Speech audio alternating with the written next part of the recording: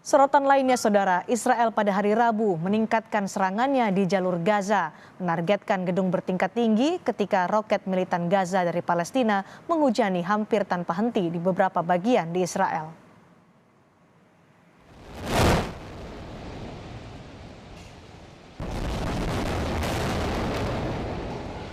Bangunan berlantai 9 ini adalah apartemen hunian, kantor perusahaan produksi medis, dan klinik gigi. Serangan didahului oleh tembakan roket peringatan dari pesawat tidak berawak.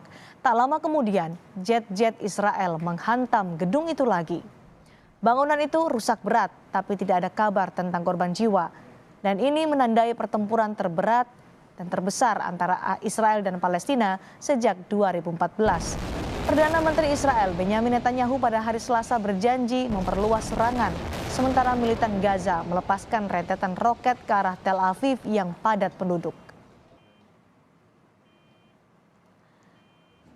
150 warga Israel berbaris melalui Yerusalem Tengah pada Selasa malam menuntut diakhirinya siklus kekerasan yang telah menewaskan sejumlah militan dan warga sipil di Gaza serta 3 warga Israel.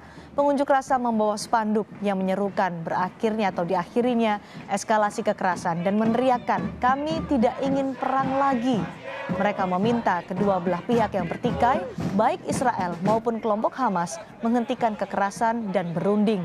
Aksi damai ini justru mendapat cemoohan dari sejumlah warga Israel lainnya yang pro tindakan pemerintah.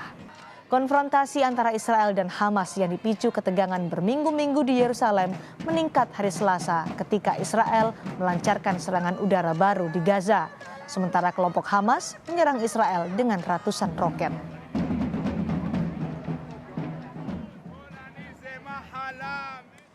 Pemerintah Indonesia mengecam keras tindakan kekerasan Israel terhadap warga Palestina seiring dengan ketegangan di Yerusalem pasca kekerasan yang terjadi di Masjidil Aqsa. Terakhir, serangan udara yang dilakukan Israel juga mengakibatkan sedikitnya 24 warga Palestina tewas. 9 diantaranya adalah anak-anak. Sementara 2 warga Israel juga tewas akibat serangan roket Hamas. Indonesia menganggap tindakan yang dilakukan Israel adalah pelanggaran.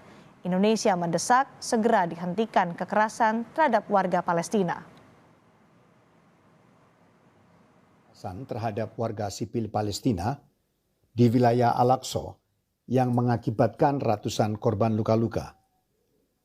Tindakan ini sangat melukai perasaan umat Islam di bulan Ramadan.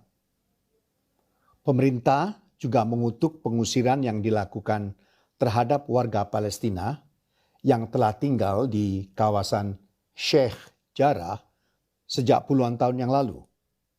Tindakan ini merupakan pelanggaran terhadap berbagai resolusi Dewan Keamanan yang mengutuk tindakan pendudukan Israel. Pemerintah Indonesia melalui Menteri Luar Negeri Retno Marsudi juga meminta dunia internasional bekerja sama membantu Palestina dan mengakhiri pendudukan Israel di wilayah Palestina. Menlu meminta Dewan Keamanan PBB mengambil langkah tegas atas tindakan Israel dan mengusulkan kepada Organisasi Kerjasama Negara Islam atau OKI untuk melakukan pertemuan khusus membahas konflik yang terjadi di Palestina. Negara anggota Biro dan memangku jabatan wakil ketua dalam komite tersebut.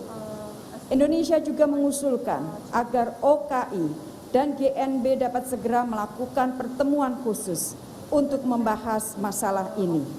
Indonesia juga terus mendesak agar Dewan Keamanan PBB dapat mengambil langkah nyata, menghentikan seluruh kekerasan dan menghadirkan keadilan dan perlindungan bagi Palestina.